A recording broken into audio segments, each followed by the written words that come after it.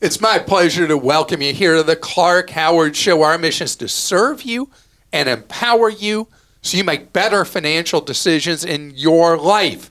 It's October, which means the days are getting shorter. Oh, I don't like that at all. But it means something else. I know I'm going to freak you out. But I told you months ago, I was in a Costco in July, and they already had Christmas stuff out. So I don't seem quite as flaky to tell you that this year, October is the new November for Christmas shopping. I know, it's crazy, but there's real value, and I'm going to talk about why you should get your act together now to start doing your Christmas shopping. And the early bird's going to get the worm. Is that the expression? I always mess those up. And also, if you're out shopping, you're out dining, whatever, more and more places will not take cash. And checks, oh my goodness, I saw some stats from the Federal Reserve. Like nobody writes checks anymore. And actually, there's a good reason for that. And then there's freaky stuff, like Amazon at some of its locations, physical locations, doing a palm read for verification of who you are and for your payment. You ready to sign up for that? Or have your eyeball verify you and pay for things? We're going to talk about all of that later in this podcast. Right now, shopping for Christmas in October. Well, why am I saying that? Well, we got the Amazon Prime Days coming up next week, and a lot of other sales will be wrapped into that because retailers are terrified because back to school was a bust. Retailers get a sense about what fall and Christmas shopping is going to be like from how back to school shopping is in August. And back to school shopping was weak. And so they're really tweaking that all these goods, they have to commit to buying like a year in advance for Christmas. They got that inventory coming in, and they were a little more careful buying inventory for this Christmas season than prior. But people are telling pollsters they're going to spend substantially less this Christmas. And usually say, yeah, people say that. But because back to school shopping was weak, retailers are front-loading sales this year. I mean, this is the fourth year that Black Friday no longer is a thing, and Thanksgiving became just what it's supposed to be, a holiday so you can watch NFL football. But, now Black Friday is the whole month of November. But this year, October is going to be more than a prelim. There's going to be a lot of deals going on. Christa, I just saw a sale at the small electronics chain Micro Center, 65-inch TV, $299. That's insane. And we're going to see a lot of that kind of stuff. We always have, for the Christmas shopping season, great deals on electronics. We're going to see 75-inch TVs well below $500. We're going to see a lot of incredible deals. Computer sales have really slowed down. You're going to see all kinds of deals on computers, MacBooks, Chromebooks, Windows computers. So we're going to see all the electronics deals. And then clothing is a bigger, better deal than normal because of Shein. Shein has become such a threat to existing retailers of clothing and sellers of clothing in the United States. In addition to people not being into clothes like they used to be, it's going to be a very promotional period. So next week, a lot of bargains. A lot of stores are even being reluctant to hire as many holiday season workers as in prior years because they're worried this is going to be a down year for Christmas. So if you can afford to spend this is an opportunity. And I go into that because just because something's a deal doesn't mean you buy it. If your budget's really tight and you don't have the money, there's no more juice to squeeze out of the orange, what do?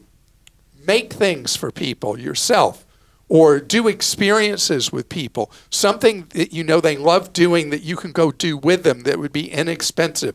It doesn't have to be spending money. And I've had my fail-safe method for protecting your wallet during Christmas that I came up with about 30 years ago, that you come up with an overall budget for Christmas, a lot higher now than it was 30 years ago. And you make a list of all your nice people and the naughties you're cutting off. Nice people you put by each person of that universal budget, how much you expect to spend on them. You keep that with you in your notes section of your smartphone. And as you go out and you shop and you see that perfect thing for this person, that person, the other person, if you spend beyond the expected budget, you put it in there, you take money away from somebody else. On the other hand, you spend less on them because you found a great bargain, then you got a little extra money to spread around to others on your list. But stick to the overall amount that you came up with so you don't have the January hangover of all that debt from fall and Christmas shopping. Now, let's talk about something very important. Who needs to be on that list with a budget? You, yourself, me, myself, and I. Because the reality, when we're out shopping or we're online shopping, we see a lot of things we might not have been tempted to buy for ourselves otherwise. I hate that. The one for you, one for me thing. I've been caught in that for sure. I mean, it happens. So you need to be on that list as well so that you put a break on the spending you would do on yourself. And I will emphasize this again closer to Thanksgiving, so that if you say, well, I already heard Clark say that in October. The point is I need to pound it into your skull to really budget so you don't have that January hangover. I also absolutely want to give a shout out to the ClarkDeals.com team.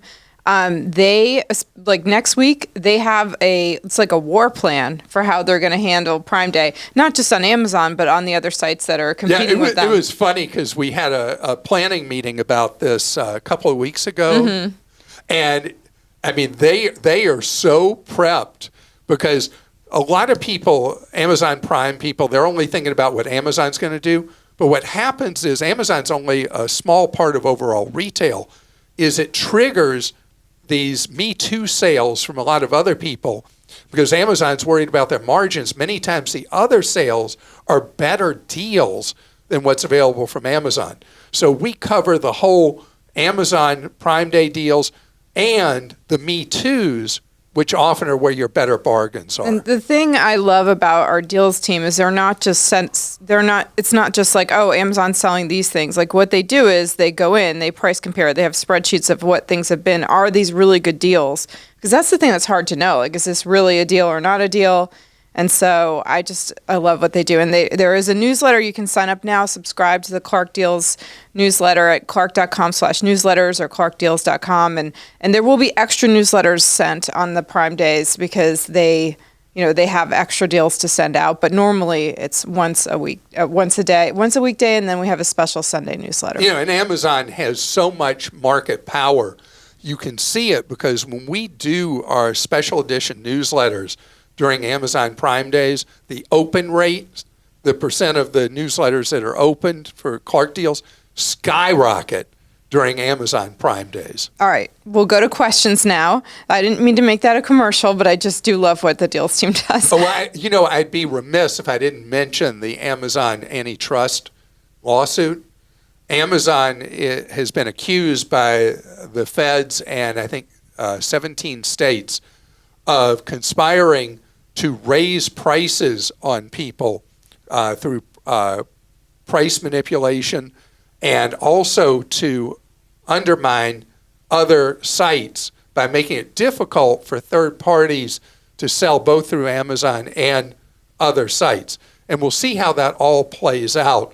But it's funny, Amazon does have enormous market power, but they have not been able to make Amazon shopping very profitable for them at all, in spite of all that. All right, speaking of prices, Sherry in Georgia wrote in with this question. I'm tired of paying exorbitant service and handling fees on tickets for sports and entertainment. As the consumer, what can I do? If I want a ticket and only X online service sells the ticket, isn't this a monopoly? This is starting to trickle down into high school sports as well. Many times you must buy an online ticket and yes, pay a service fee. What can we do? I've experienced that. Have you like going to high school football games and stuff? Yeah, the service fee mania is all Ticketmaster's fault. Ticketmaster came up with this business model where they realized the only customer they had to romance was the venue or promoter. And so they created this culture in ticket sales in the United States where once they locked down a monopoly on sales for a particular venue or promoter, that they could rip you off because they were the only place you could buy with these gigantic add-on fees that recently came up, I think, in a question on the podcast, that were 50% additional to the cost of the official price of the ticket. And this was not a third-party scalper. This was from the ticket seller itself. So the problem, Sherry, is as long as the Congress fails to destroy the monopoly for ticket sales, the only choice you and I have is to not go, is to not buy. Congress will have all these highly publicized hearings about the Ticketmaster problem, and then they do nothing. And so this is the real core, is you and I have to decide, will we pay the monopoly toll bridge charge or not? And that's where it is right now. You either go and get ripped off or you don't go. I did just avoid some fees on some college football tickets. The only way I was able to do it was I'm in a private group.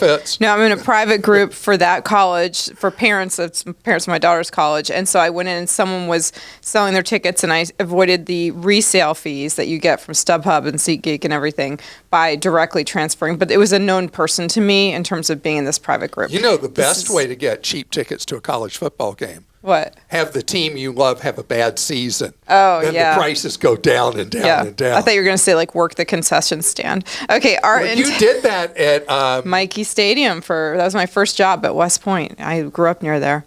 Okay, Art in Texas says, I purchased a 2023 Tesla Model 3 in April, getting the full tax credit too. Tesla now offers an $1,800 extended service agreement for 2 years or 25,000 miles with a $100 deductible per claim. I've already had a steering wheel malfunction and an AC refrigerant issue. We've all had AC refrigerant issues with our Teslas, I think. Oh, have you? Okay. And on Consumer Reports, it has its reliability a 3 out of 5 stars. So since it's a relatively newer type of car design, should I give Elon another $1,800 to cover his yacht fees or not? I think that's Bezos with the yacht, but yeah, Bezos has the world's biggest yacht, going back to the Amazon theme. So Consumer Reports is really interesting when they write about Teslas. On the road test, they get just about the highest scores any vehicles ever receive. But then the overall score for the Teslas is very low because of the predicted reliability being so poor. And so I've always said I'm neutral on car extended warranties because the cost of a repair can be so expensive. This is one I'll let you make the call on. It's why I say with a Toyota and a Honda, why would you ever buy an extended warranty? Because historically, they've been the two most reliable brands. In the case of Tesla, it's a big question mark.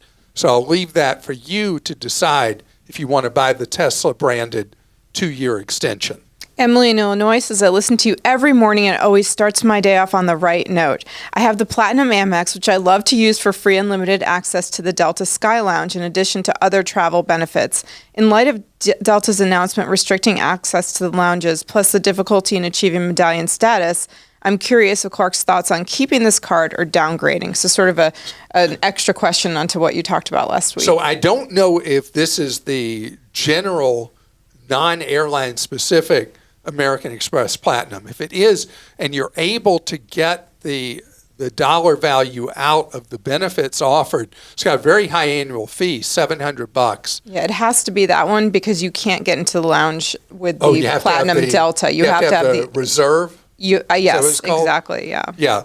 So if you're Delta centric, and that's why you have the Platinum American Express, and now you're limited to 6 visits a year starting next year, I think, with that card, then that's a lot of money to pay for an annual fee if you're not getting the benefit of the $300 a year in Uber credits and the other actual cash benefit back. You have your airline fee thing that they reimburse for another $200, I think, whatever. If you can't see your way to where that's really working for you, then I would dump it. And if you're looking for lounge access as an important benefit, the Capital One Venture X, which has an annual fee of $395, I know it's going to go up, but $395, and you can give additional cards to other people for free with that one, and then they have the same privileges. That's the best deal for somebody who travels a decent amount, likes having access to lounges, and you get back $300 of the $395 an annual fee when you use their travel portal to book various types of travel, airline tickets, hotels, whatever. And so that would be the card I would substitute in as a better deal than the Amex Platinum. And we continue to get so many questions about the Delta changes, but what I've really noticed is people get in my face about it. I mean, everywhere I've been in America recently, people are like on me, I work for Delta or something. It's like they're just so frustrated. And the Delta changes, Delta did it for a specific reason. They only want to give privileges to people who spend $1 zillion with them, and everybody else can get lost. So coming up ahead, we're going to talk about how more and more your eyes, your fingerprints, your palm, whatever, your full face now in certain situations is how you're identified. And in addition, old-fashioned ways of paying for things, they're going virtually extinct. I mentioned recently that when I came back in the country, I did not need my passport to show at immigration. I went to a terminal, and it scanned my face and told me to proceed into the U.S. Didn't ask me any questions, nothing. It knew who I was from a full facial image. In more and more airports, your facial image gets you onto a plane, no boarding pass. You go through an automated gate. I was just overseas and went through immigration in Italy. And I went to a terminal, it did the same thing, took my image, knew who I was.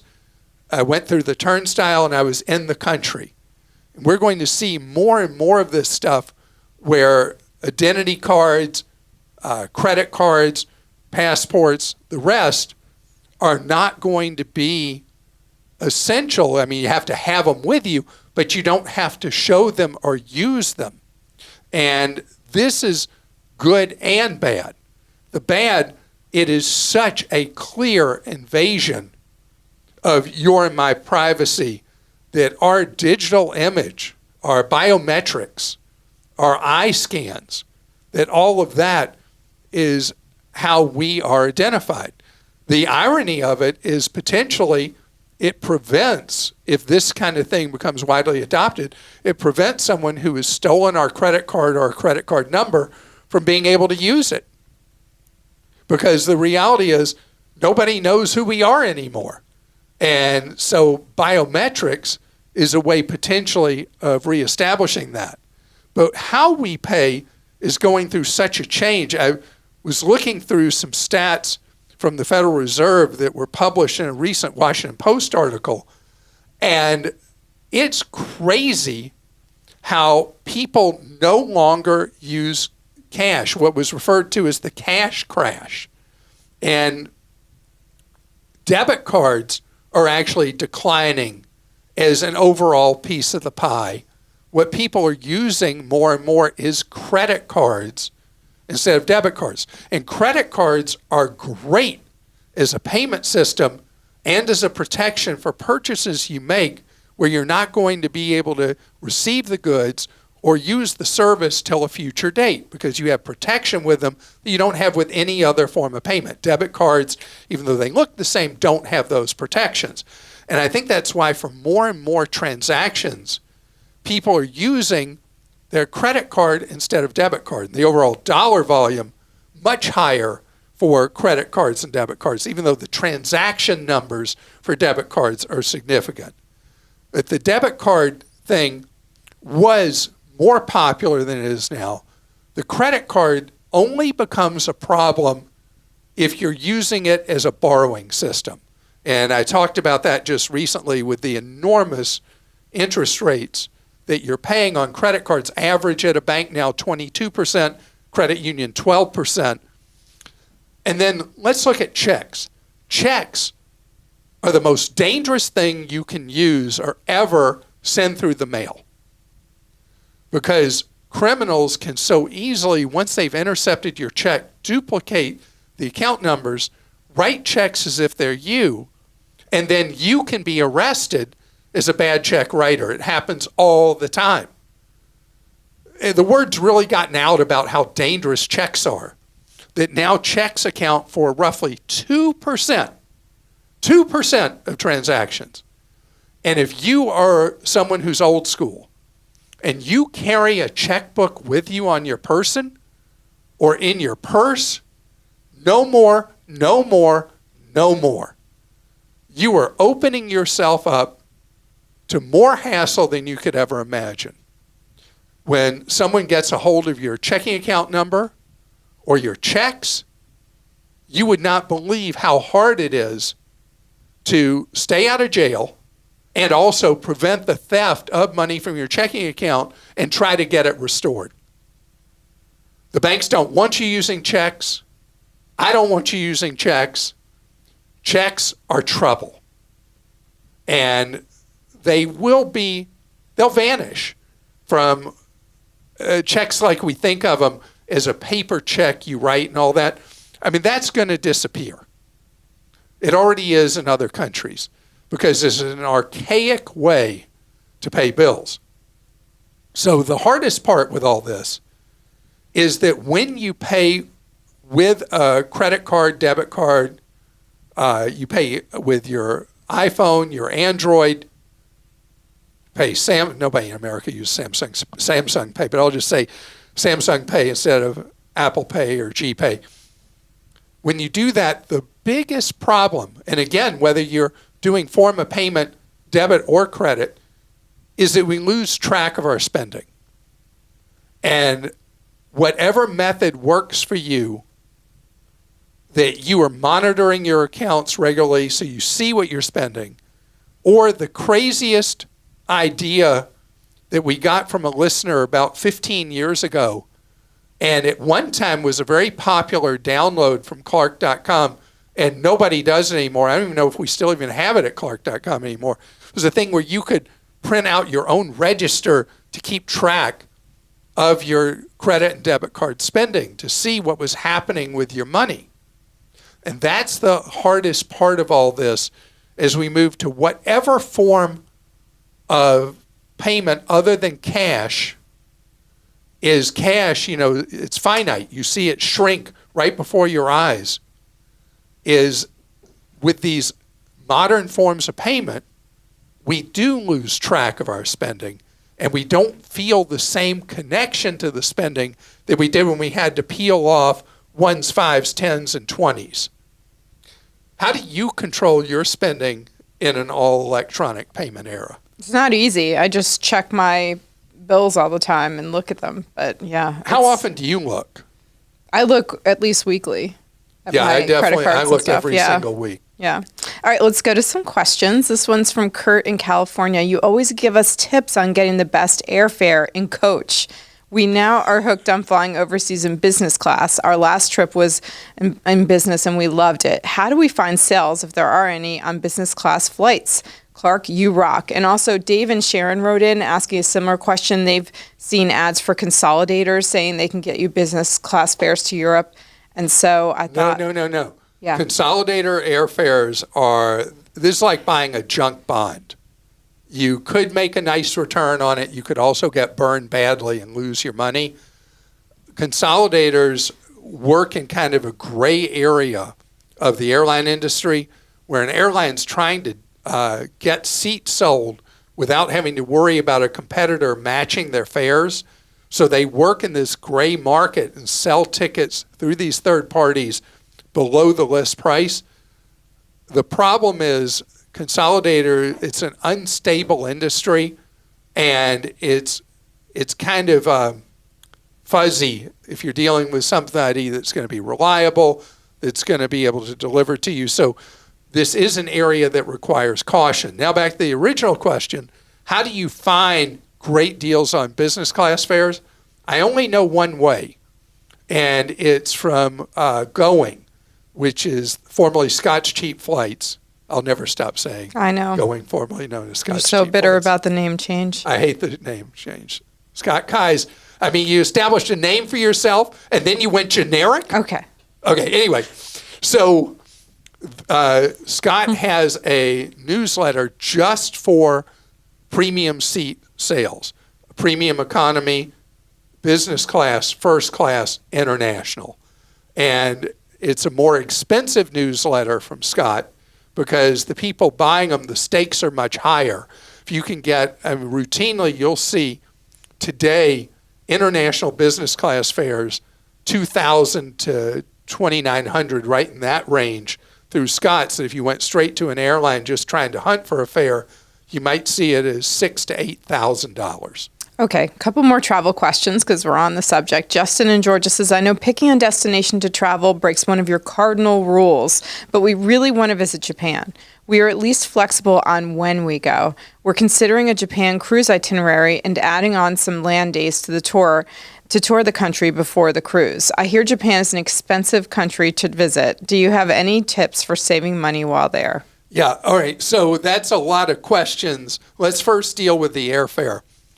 So the cruise you're going to go on, they may offer a cruise-based airfare that will be much cheaper than you can buy on your own. Could be. So if you're putting together a trip and you got to match up the flights with the itinerary of the cruise anyway, see if the cruise line is offering cruise line fares that are cheaper than you can buy on your own. Sometimes yes, sometimes no. Second, there's a lot of competition from the West Coast to Japanese airports, very little from the eastern half of the country. As with many places in Asia, Australia, New Zealand, if you look at fares from the West Coast, especially LA, San Francisco, and Seattle, as your gateways to Japan, the cost of domestic tickets is going down, down, down for you to get to any of those three places. Just leave a good buffer of time between your domestic flight and international. I prefer overnight in one of the three cities. You may find that will get you a much lower fare than you would otherwise get. Okay, and any spending money in Japan trips? Japan, I've been to Japan 3 times. I'm going again next year. So I love Japan as a destination. It's the only place in the world I ever ran out of money while I was traveling when I went the first time 40 years ago. And Japan was then the most expensive place in the world to travel. Not anymore. Plus, today, you're not going to run out of, or you had to have actual yen in your hands back then. There were no credit cards taken. Today, I find Japan to be much more affordable than other places I go in the world. And I've not found it to be at all a budget buster. A lot of very, very good hotels, even in Tokyo, that are not crazy expensive. Cheaper, certainly, than New York. A good hotel in Tokyo, read the reviews thoroughly on TripAdvisor is my go-to. You got to know there's a lot of fake reviews there, so you really got to read them. You can find a good hotel in Tokyo for under 200 US a night, really good hotel. Elsewhere in Japan, around 125 a night, you should be able to find good hotels. And then the Japan Rail Pass. Go ahead. Japan Rail Pass is incredible as a way to get around the country. You must buy it in the United States before you go to Japan. And I have to bust you a little bit. I was there with you on the staff trip 22 years ago, and I watched you in Japan eat McDonald's for several meals. You stayed in a micro hotel room at one point where you literally could touch each of the walls. I wasn't in a capsule. I was in a micro room. Yeah, micro room. So you'd saved in other ways like that too. Okay, so. This was so funny. If you're a longtime listener, I apologize you're having to hear this again. My hotel room was just under 70 square feet. And the bathroom, if you could call it that, was the same size as one of those micro toilet rooms on an airplane. And in there, it had kind of like a shower. It had this little thing you could wash yourself with. It was on top of the toilet. The sink was on top of the toilet. I mean, it was really, really austere, but it was in Kyoto, and it was only 40 US dollars a night at a time that Japan was more expensive as a place to go. Sasha in Arizona says, we booked a fabulous fare to Costa Rica thanks to going.com. My question is pertaining to car rental. Costa Rica is rumored to have lots of added insurance costs to the base price. Many people are surprised when they arrive in the country of the actual cost of their rental. How can I avoid a surprise? You've rented a car there before, haven't you? Yes, we did rent. Yeah. Costa Rica is the world's worst to rent a car in. I mean, you just go and you put in, as a search on whatever search engine you use, Costa Rica car rental scam, Costa Rica car rental ripoff, and you will see one video after another. People have posted in rage on YouTube. You'll see post after post from travel sites, from travelers about how they got ripped off for even into the thousands of dollars on a car rental in Costa Rica. This is something the Costa Rican government needs to address. People are there at the counter and they say, no, you can't have your car unless you buy this, buy this, buy this, buy this. So I want you to get on whatever search engine you use, read briefings from people, not just raging, but read briefings from various Costa Rican experts about how you can mitigate the harm, the damage. One thing in Costa Rica, a lot of the car rental companies are UFOs. They're brands that aren't anywhere else in the world. No one's heard of them. And if you book through a major U.S. rental agency and you know you're going to pay more in the stated price per day than you're going to see from all these UFOs in Costa Rica, you have a much better chance of not being ripped off for the many thousands of dollars per week on a car rental in Costa Rica. I love what I saw over and over again. People said when they would pose this thing like rhetorically, who would I rent a car from? No one. Don't rent a car in Costa Rica. I mean, it's that bad in Costa Rica.